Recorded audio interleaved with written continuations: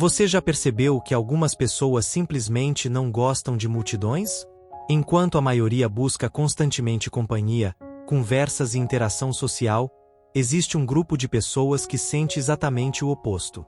Pessoas que se sentem mais tranquilas quando estão sozinhas. Pessoas que encontram paz no silêncio. Pessoas que, muitas vezes, parecem pensar melhor quando não estão cercadas por ninguém. Para essas pessoas, o silêncio não é desconfortável. Na verdade, ele pode ser quase necessário. Como se a mente finalmente encontrasse espaço para respirar. Enquanto outras pessoas parecem se energizar em ambientes cheios de estímulos, festas, reuniões, conversas intermináveis, essas pessoas frequentemente sentem o efeito contrário. Depois de muitas interações sociais, elas podem se sentir mentalmente cansadas. Não porque não gostem de pessoas, mas porque suas mentes parecem processar muito mais coisas ao mesmo tempo. Elas observam mais. Percebem detalhes que passam despercebidos pela maioria. Captam nuances nas palavras, nos gestos e até nos silêncios das pessoas ao redor. E tudo isso exige energia mental. Muita energia. Talvez você já tenha sentido algo parecido. Talvez já tenha saído de um ambiente cheio de pessoas e sentido uma necessidade quase imediata de ficar sozinho por um tempo. Para recuperar sua clareza mental. Para organizar seus pensamentos. Para simplesmente respirar sem o peso das expectativas sociais. Durante muito tempo, esse comportamento foi interpretado de forma equivocada. Como se preferir ficar sozinho significasse ser antissocial, ou incapaz de se conectar emocionalmente com os outros. Mas essa interpretação ignora algo muito importante sobre a mente humana. Algumas pessoas simplesmente possuem uma vida interior muito mais intensa. E foi exatamente isso que o psicólogo suíço Carl Jung percebeu ao estudar profundamente a psicologia humana. Para Jung, essa tendência não era um defeito. Muito pelo contrário. Ela podia indicar uma mente profundamente reflexiva. Uma mente que não se contenta apenas com a superfície das coisas. Uma mente que constantemente busca significado. Carl Jung acreditava que existem pessoas que vivem principalmente voltadas para o mundo exterior, e outras que vivem muito mais conectadas ao próprio mundo interior. O mundo exterior é feito de interações sociais, opiniões, expectativas, costumes e normas da sociedade. É o espaço onde desempenhamos papéis. Papéis profissionais, papéis familiares, papéis sociais. Grande parte das pessoas passa a maior parte da vida concentrada nesse mundo, tentando se adaptar, tentando se encaixar, tentando corresponder às expectativas das pessoas ao redor. Mas algumas mentes funcionam de forma diferente.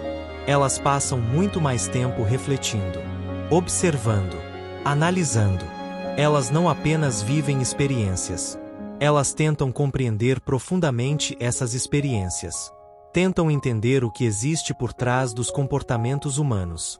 Tentam descobrir padrões invisíveis nas relações sociais. Elas fazem perguntas que muitas pessoas raramente fazem. Perguntas sobre a própria existência. Perguntas sobre propósito. Perguntas sobre identidade. Perguntas sobre quem realmente são quando não estão representando um papel social.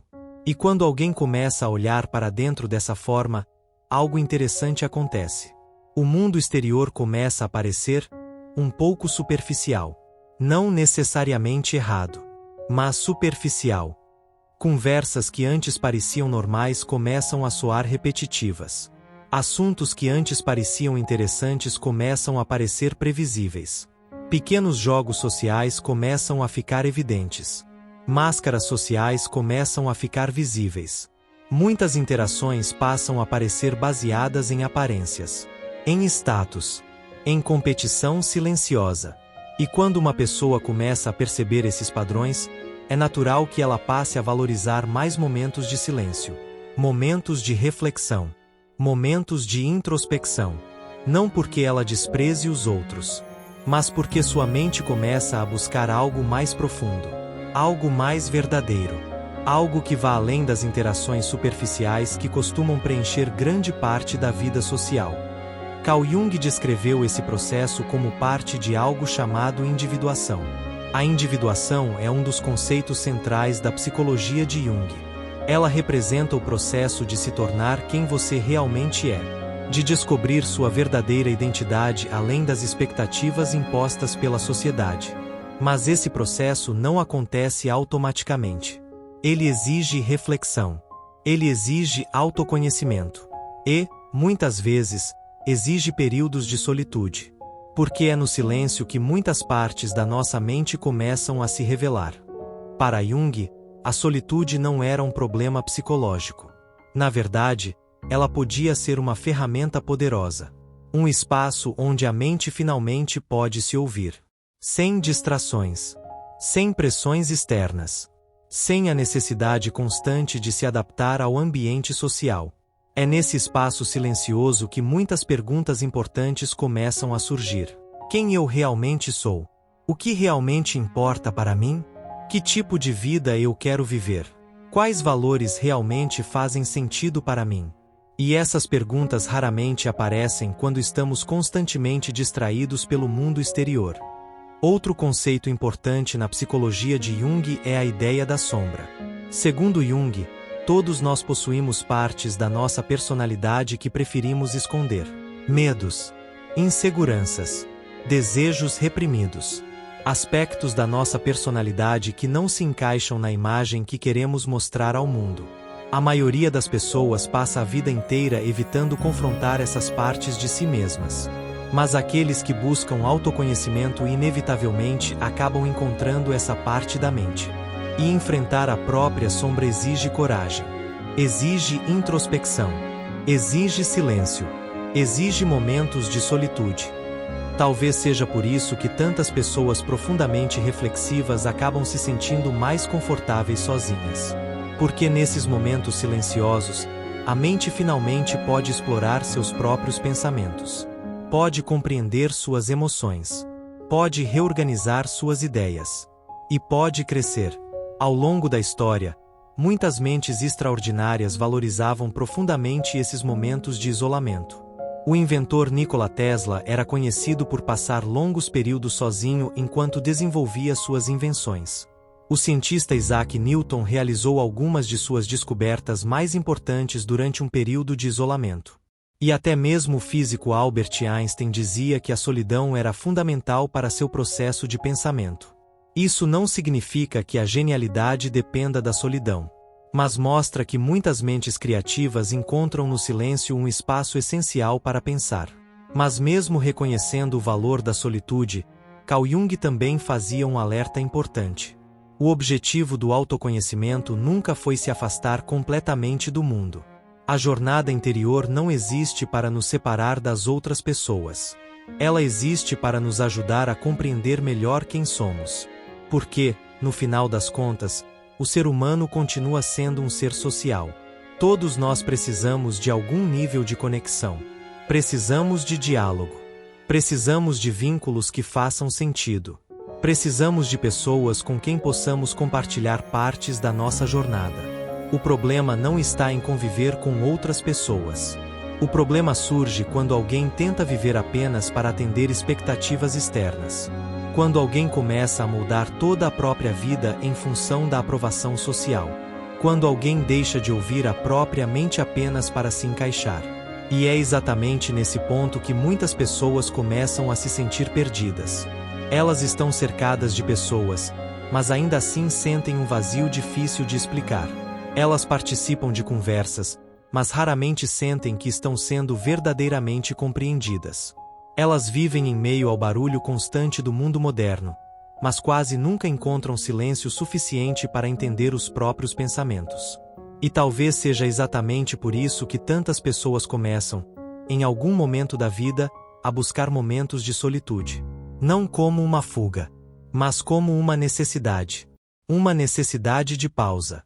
Uma necessidade de clareza. Uma necessidade de reconexão consigo mesmas. Porque quando uma pessoa finalmente aprende a ficar sozinha sem se sentir vazia, algo muito importante acontece. Ela descobre que sua identidade não depende mais completamente do mundo ao redor. Ela descobre que pode existir sem precisar provar algo o tempo todo. Ela descobre que pode viver de forma mais autêntica. E quando isso acontece, a relação com o mundo também muda. A pessoa deixa de buscar qualquer tipo de companhia e começa a buscar apenas conexões que realmente façam sentido. Conexões baseadas em respeito, em autenticidade, em compreensão verdadeira. Talvez seja exatamente isso que Carl Jung queria dizer. A solitude não é o oposto da conexão. Ela pode ser, na verdade, o caminho para conexões mais verdadeiras. Porque quando alguém aprende a estar bem consigo mesmo, não precisa mais se esconder atrás de máscaras sociais. Não precisa mais fingir ser alguém que não é. Não precisa mais aceitar qualquer ambiente apenas para evitar a solidão. E então, algo interessante acontece. A solitude deixa de ser um refúgio e passa a se tornar uma escolha consciente. Uma escolha de preservar a própria mente, de proteger a própria energia, de viver com mais autenticidade. E talvez agora valha a pena fazer uma última reflexão. Quando você busca momentos de silêncio, quando você sente vontade de se afastar um pouco do barulho do mundo, será que isso significa que há algo errado com você? Ou será que sua mente simplesmente está tentando fazer algo que muitas pessoas raramente fazem? Entender a si mesma. Talvez a resposta para essa pergunta diga muito mais sobre sua mente do que você imagina. Porque às vezes, o silêncio não é solidão. Às vezes, ele é apenas o momento em que você finalmente começa a ouvir a si mesmo.